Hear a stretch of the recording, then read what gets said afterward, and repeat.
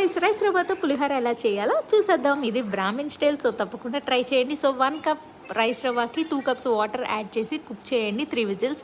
Then మీరు ఒక కడాయి తీసుకొని అందులో ఆయిల్ వేసి బాగా పోపు దినుసులు వేయండి. ఆల్రెడీ మీ అందరికీ తెలుసు కదా పోపు దినుసులు ఏంటో.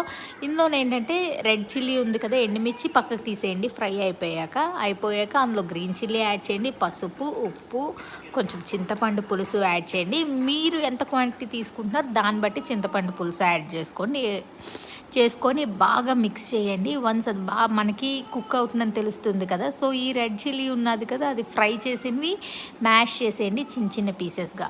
ఇందులోనే మీరు ఎక్స్ట్రాగా యాడ్ చేసింది కొంచెం నువ్వులు, ఎండుమిర్చి ఉంటుంది కదా, 2 డ్రై ఫ్రై చేసుకొని దాని పౌడర్, అండ్ ఆవాలు మెంతులు డ్రై ఫ్రై చేసుకొని అది కూడా పౌడర్ యాడ్ చేయండి 1 స్పూన్. మనకి టేస్ట్ ఎన్హాన్స్ అవుతుంది, చాలా బాగుంటుంది, మీరు ట్రై చేయండి. సో నెక్స్ట్ మనం ఆల్రెడీ బాయిల్ చేసింది ఉంది కదా, కుక్ చేసిన రవ్వని ఇందులో యాడ్ చేసేసి బాగా మిక్స్ చేయండి. మనం మిక్సింగ్లోనే ఉంటుంది. సో అంతా ప్రిపేర్ అయిపోయింది కాబట్టి మనం ఇంకా స్టవ్ ఆఫ్ చేసేయచ్చు, లేదా మాడిపోతుంది. సో చిల్లీ ఫ్లేక్స్ అయ్యాయి కదా, నేను ఆల్రెడీ ఫ్రై చేసిన చిల్లీస్ ఉన్నాయి కదా, ఫ్లేక్స్ చేసేసాను. సో అది యాడ్ చేసి బాగా మిక్స్ చేసేసాను. మనకి పొడి పొడిలాడుతూ వస్తుంది, చాలా బాగుంటుంది. మీరు కూడా ట్రై చేయండి. బ్రేక్ఫాస్ట్ కానీ, డిన్నర్ కానీ, లంచ్కి కూడా డైట్లో ఉన్న వాళ్ళు ట్రై చేయొచ్చు.